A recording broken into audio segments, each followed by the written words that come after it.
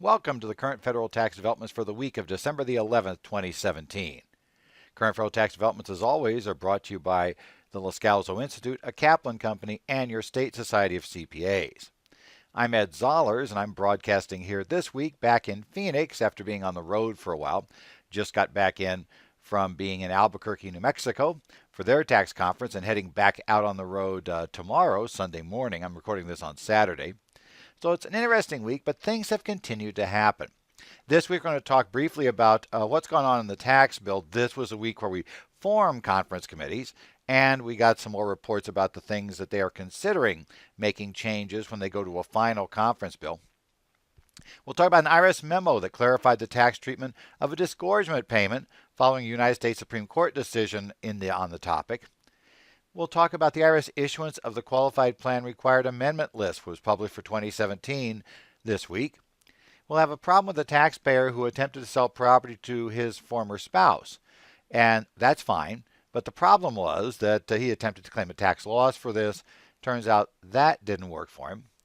And we'll also talk about a case where a taxpayer tried to claim that the IRS had discovered a rather significant error on their tax return by conducting an impermissible second examination of their books and records.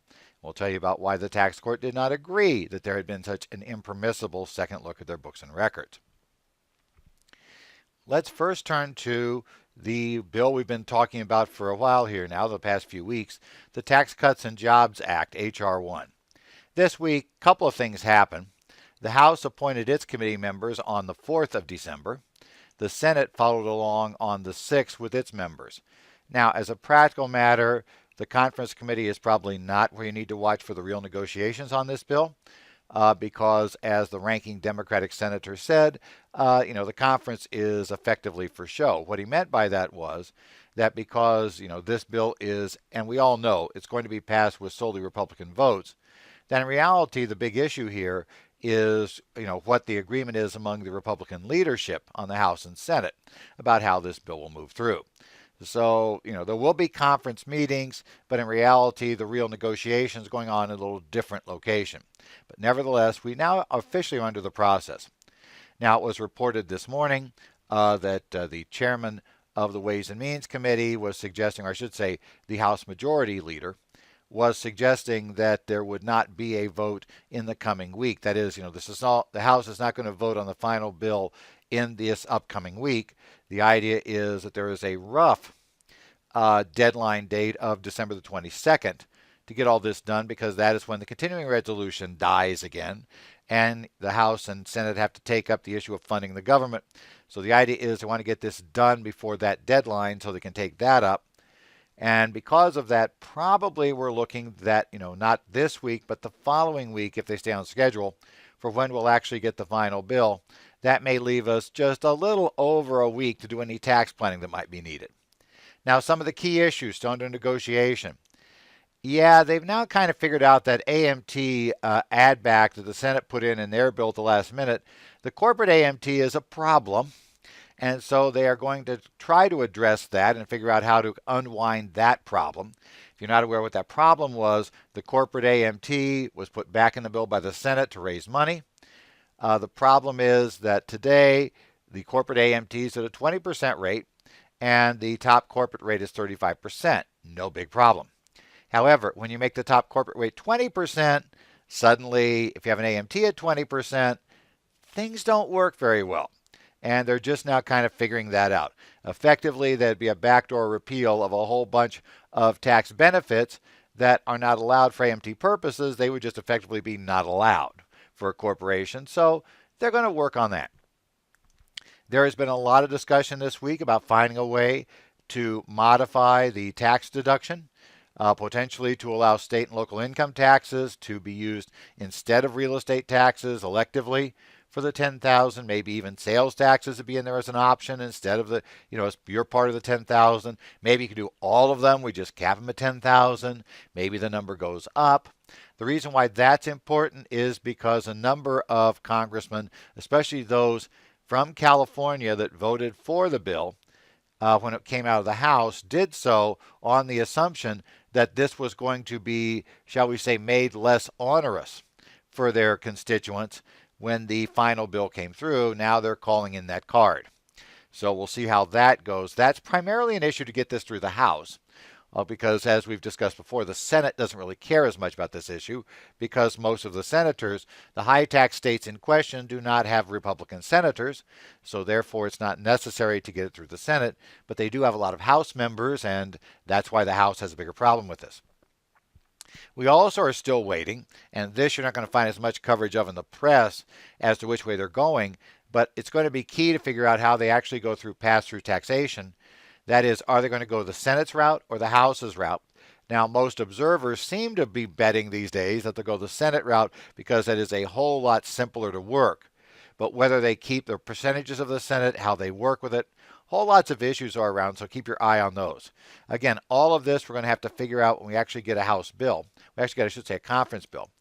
One thing that can be useful for you right now, and again, your clients want you to tell them something.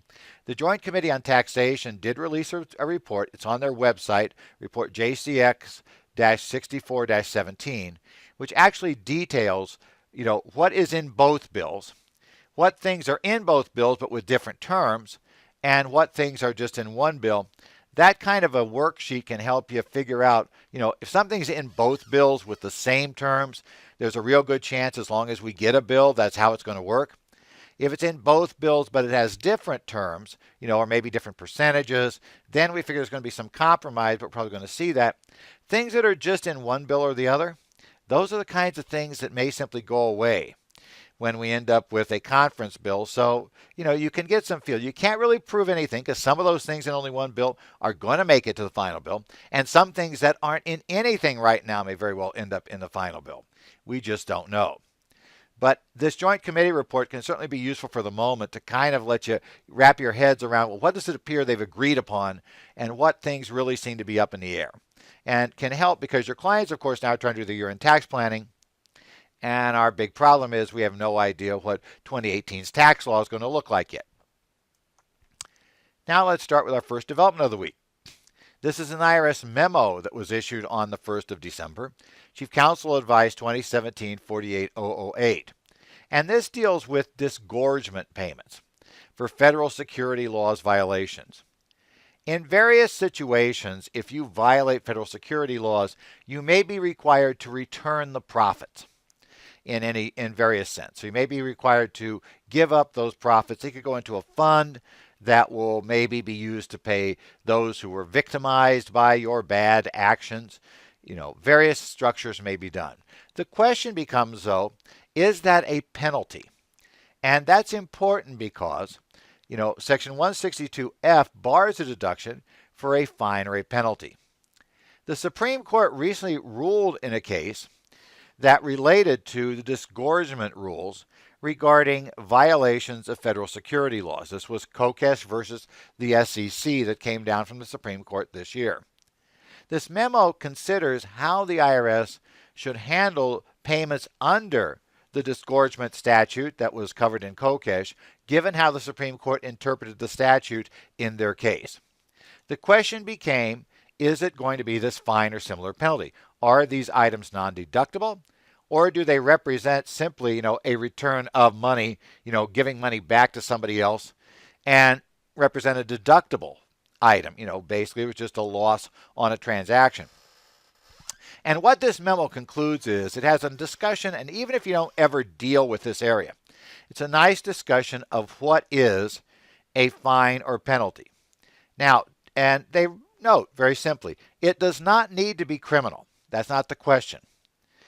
What the question they said consistently, and they said, and Kokesh pushes this point, it was Kokesh dealt with a different issue of, whether this was a penalty or not. But the question they said comes down to, is this a payment that is meant to discourage future actions by the party that was ordered to pay it? The IRS concluded in this case, this disgorgement payment was intentionally in the law to discourage people from doing these bad actions. Because they were intended to discourage people from doing the bad actions, the disgorgement payments are not deductible when they are paid by the taxpayer. Since it serves to deter future behavior, and that's the point of the payment, the IRS position is any payment that is meant to deter future behavior is going to run afoul of Section 162F. Next up, those of you who work with qualified retirement plans. The IRS issued what's going to become an annual notice. This is Notice 2017-72, issued on December 5th. This is the list of required amendments for 2017 published by the IRS.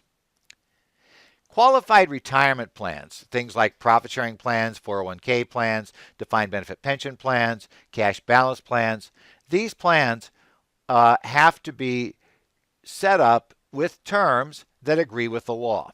If the law changes, then the plan has to be amended. Those changes could come from changes in regulations. They could come from changes in actual code that is passed by Congress. Now, because, these changes don't happen instantaneously, IRS needs to issue guidance, lots of things happen. The IRS has set up procedures that are used to modify these plans. Now, this is for manually individually designed plans. That is, ones where you're submitting it on your own. You're not adopting a prototype plan or something of that sort. These are the ones that are looking at amendments on this area. Large entities probably are adopting mainly these customized plans that you'd be doing. Now, the RA has various rules, and the catch here is they tell you in 2017 those items that need to be amended, right? What has happened in 2017 that's going to require amendment?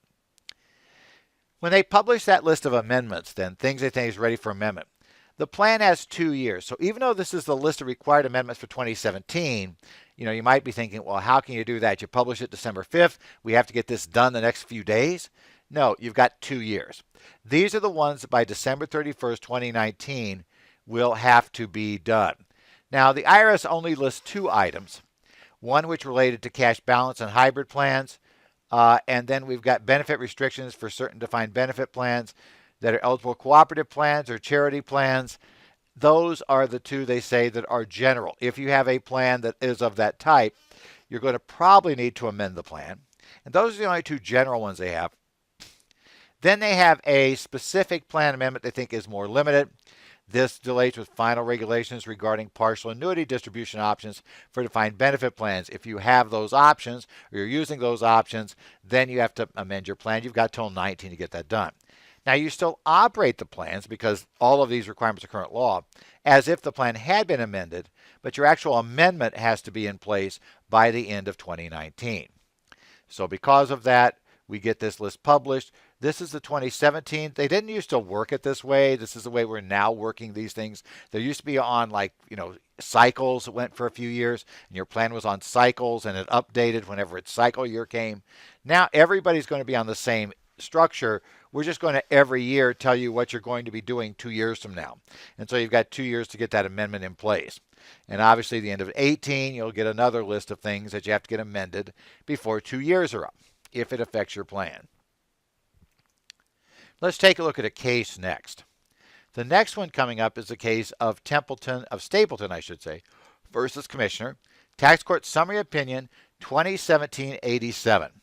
This was issued on December the 4th of 2017. This deals with transfers of property that are pursuant to a divorce. General rule under Section 1041, if there's any transfers between husband and wife, those transfers do not generate gain or loss. So you can't generate a loss on property. Let's say that I was to own property that had a loss on it right now. I couldn't sell that property to my wife, even if we're filing separate returns, and take that loss on my return. As well, if I sold it to my wife and it has a gain, there's no gain on my return either. 1041 says we ignore that. It also has a secondary part of it, which deals with divorce, because in divorce, quite often we have transfers. In this case, the same rule applies to any transfer to a former spouse, but only if the transfer is incident to the divorce. This case involves a question of whether a transfer, was incident to a divorce. This couple got divorced, and at the time of the divorce, they owned a piece of property. The piece of property was technically titled in the husband's name at the end of the divorce, but there were requirements that, he had to pay certain expenses related to the property. His wife had to pay certain expenses related to the property. His wife was a realtor, but so he had to list the property for sale through her. She had to, it was going to be at a certain price. If it didn't sell at the end of a year at that price, we would reduce the price. We also had a rule that says if somebody offered within a certain percentage of that price, he had to accept it. Now, all this was going on right at the real estate crisis. So what happened was the value of this property was considerably less than they had paid for it. And it turns out apparently considerably less than they were asking for to sell it. And they had quite a big mortgage on it. That's part of the reason for this problem. So they continued to attempt to sell this thing for a few years. They kept knocking it down. And, per the agreement, it went down per the schedule, still could not get a sale on it. Finally, the husband turned to his former wife, and he said, look, I've tried to sell this property. We can't get it done. Would you just go ahead and buy it from me? So she paid him, the equity was, for this property, it was $100-some thousand, but this property was double seven-figure property, so relatively minor amount, and she took on the debt, which was not insignificant. And so she got ownership of the property. He therefore then recorded that as a sale on his return. He took the position that since he had received the property in the divorce, this was simply a sale to now an unrelated third party. The IRS said, no, we think this is really incident to the divorce. And the tax court agreed with the IRS. They said, effectively, this is one of those things of, would we have ever had this sale going on? The answer is it was trying to complete the property settlement, which clearly this was an odd arrangement they had with each other that was there intentionally to allow this property to be sold and to finalize the division of the assets. When they decided that it wasn't going to sell, so they decided to take a second attempt to get to the same point. So that sale from him to his former spouse did not generate a deductible loss. That sale, in the court's view, was simply the completion of the division of the property. This answer is actually good news for the wife, because from her standpoint now, this property comes to her with the entire basis intact. So she doesn't have to take the basis of what she paid, which would have been the debt plus her, $100-some thousand worth of equity she paid, but rather she gets to keep the entire basis of the property. So if it were to recover in value, when she sells it, she'll be able to claim, either a reduced gain or basically claim a loss without worrying about having to reset it to the value on the date of the transfer. The key thing to watch this is, you have to be careful whenever you have any sort of transaction with a former spouse. You got to be very careful about recognition of gain or loss. There are some guidelines in the regulation that talk to you about, if you have kind of a 6-year assumed window, if it's during that time, we assume it is related to the divorce. If it's outside that time, we assume it isn't. But you can show, and the IRS could show after that point, they could argue after that point it's related to the cessation of the marriage if they can find a linkage. And the same way you could try to prove it wasn't related to it if it's within that window. But you do need to be careful and tell your clients, to kind of watch this when they do something of this sort. Anytime you have transfers with the former spouse, especially when it's property like it would be in this case. In fact, this is the problem. It's property that was owned by both of you when you used to be married. There's a very good chance if you sell that to the other party, the court might decide the same as this, especially if the idea was we're going to try to sell this to somebody else, and then finally one of you just agrees to take the property. That's kind of how the court views it. Next up this week, let's talk about the case of Planty versus Commissioner. The Planty case, which is going to be our last case to discuss this week, it is Tax Prep Miranda decision 2017-240. This case came down on December the 5th of 2017. And the taxpayer probably should have left well enough alone. What happened in this case is the IRS had been examining this taxpayer. The case doesn't tell us for sure what the issue was that caused the problem, But it appears that this exam kind of went sloppy, and the IRS may not have, actually done it quite as well as they should have. Things kind of fell through, but they finally got an exam report. The taxpayer agreed to the exam report, and, basically it looks like everything's ready to go. However, shortly after they signed agreeing to the report, they prepared and submitted an amended tax return, claiming a refund was now due to them. Okay, so we have an accepted exam report. The IRS is finished. They've accepted the return. The taxpayer now files an amended return, claims we're owed an additional refund. The IRS agent that was looking at it, that ended up with this amended return, decided that, well, we should really treat this as essentially a, kind of a request to, kind of re-examine, reconsider, audit reconsideration request. That they're saying, obviously they're saying that the audit got it wrong. So we're not going to treat this as a claim for refund at the moment. We're just going to treat it as a request for audit reconsideration. So he got the audit file. And he went through the audit file, examined it. He eventually determined that what they were claiming a refund on was not actually correct. They didn't have a right. It was related to withholdings of various sorts. So he determined that that wasn't justified. But while going through his paperwork there on the exam, he noticed and, kind of wondered about, they had claimed $147,000, $135 real estate loss on their return from real estate transactions. And he was thinking that, really that should have been a passive transaction. That was a passive activity and it wasn't a complete disposition.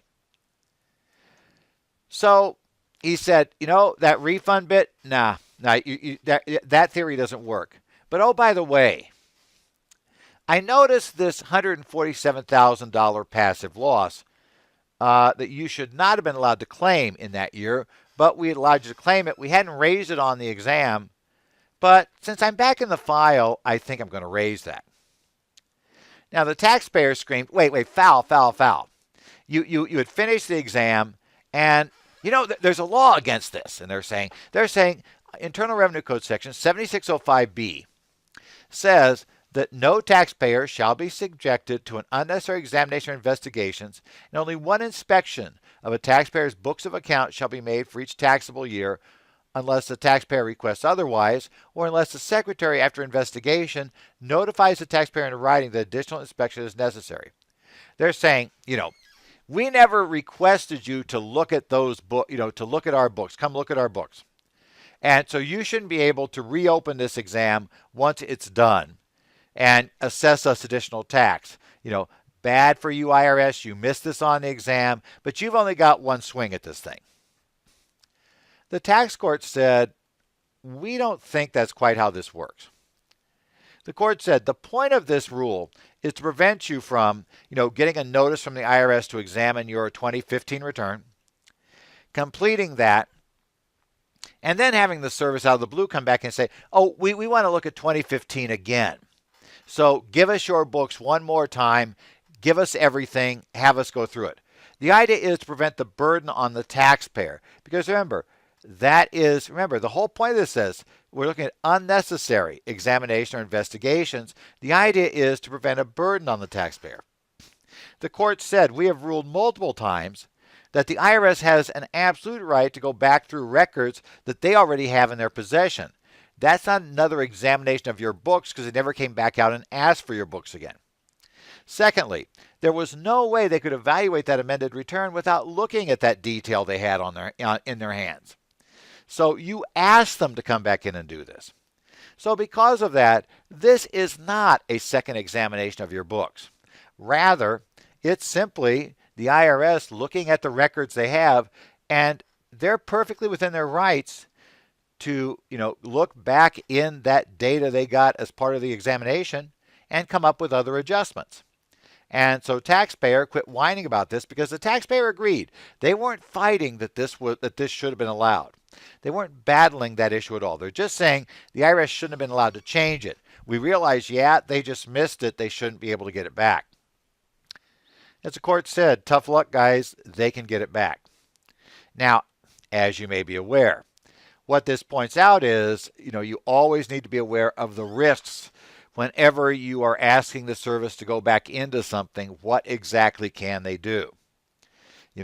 And the funny part is I hear people that all the time don't want to do an amended return because they're afraid that would open up things, the IRS would look at it. But who then also seem to believe that once the exam's over, oh, the IRS won't be back in here, we can do what we want. Not really the case. As this points out, if they like in this case, flat miss something, and it's a pro se case, so very possibly there was no professional assistance in this case. So maybe the taxpayer really wasn't aware that this was missing. But clearly one of the things we as professionals want to do is in a case like this, maybe where we find something where we think that maybe after the exam that, hey, look, no, this is wrong. We should file a claim for refund because, this withholding wasn't picked up or some other item wasn't there. You probably want to do a careful look at the actual year in question to see, is there something that literally got missed on the exam that the IRS simply didn't raise that could be raised? And as always, now it is your choice. Do you take the risk? Because as the court pointed out here, if you throw this amended return back in, the IRS has to go look at that data again. And when they look at that data again, they may find the problem. This was a case of the taxpayer had apparently benefited from what was frankly a sloppily done exam. But the problem was that as soon as they filed that amended return, somebody other than the agent that did the exam got the chance to look at the file. That person, turns out, knew more what he was doing than your agent did, and that person came up with the proper assessment. It's a risk that you always have to be aware of whenever whenever you get the service to look back at something that does present risk. Just doesn't mean you don't do it, but it does mean you understand the risks. That's your key issue. Well, as I said, it is now CPE time, serious CPE time. This is it. This is coming out of the last week or so that we have to get a lot of our training before the tax season begins. And I realize we have this law out there, and that, unfortunately, is probably got to wait for some January training to get the law taken care of because, they're likely to get this done just about the time that you're likely to be heading for vacation for the holidays. But for those of you who want to pick up some stuff this week, we've still got courses going. All the state societies, almost all of them, I believe, would have something running this week. I'm going to be on the road. I'll see some of you guys in Boise, Idaho. I'll be there Monday and Tuesday. I'll be dealing with partnerships and the partnership audit rules especially. Oh, yeah. Remember that? Things coming up next year. We'll talk about pass-through entities as well in general on Tuesday. Then I go down. I spend Wednesday getting from Boise, Idaho to Miami, Florida, getting to Miami. And in Miami, I'll talk about real estate partnerships, which will also talk some about the partnership audit rules for obvious reasons. And then we'll have the update, current federal tax developments, the actual full day session. We'll talk about the major updates of this year. And if we actually had something that looks like we know what the tax bill is going to be, we'll talk about what we have. Maybe the conference committee will actually get at least the pieces together. And even though the House isn't voting, maybe we'll have a bill. Who knows? Then I come back. I'm done with my travels, which is good. And I do have 2 days in Phoenix here locally. In case you're not aware, I am from Phoenix. The 17th and 18th, I'll be doing Arizona Ethics and Arizona Income Tax on the 17th. Those are 4-hour courses. And then current federal tax developments again on the 18th. And, hey, maybe we'll have a bill by then. If not, who knows? As I say, updates on the tax bill, those we'll have here for you on this program as they come along. We'll probably also be doing some training in various locations on that. I already have a tentative date in Phoenix in late January, January 26th. We're going to do a 4-hour session on the new law, subject to the caveat that we have a new law. But we've already booked that date in place, so we know it's coming. And again, we'll try to work on something, and certainly at least on this program, we'll try to talk to you about what's going on with the new law once we have a new law. But until then, hopefully you'll enjoy the rest of this wonderful year in tax planning time. Tax planning is so much fun when you don't know what the law is. You can catch our updates during the week that we write up at our website, currentfederaltaxdevelopments.com. You can also download a PDF that has all the articles we talked about of this week's developments. You want to send any questions or comments, you can send it to me, Ed Zollers at currentfederaltaxdevelopments.com. And also, you can follow me on Twitter. My handle there is at Ed Zollers. Most of what I post there is going to be information related to the developments as they go up on the website. Anything else that happens that I think I want to flag for you, and we'll do that sort of background. Otherwise, just be sure to come back here next week. We'll talk about what's going on. We'll let you know if, in fact, we got a conference report of any sort. And we'll get ourselves ready here to see, as we come to the end of the year, new tax bill and new developments in hand. See you next week on Current Federal Tax Developments.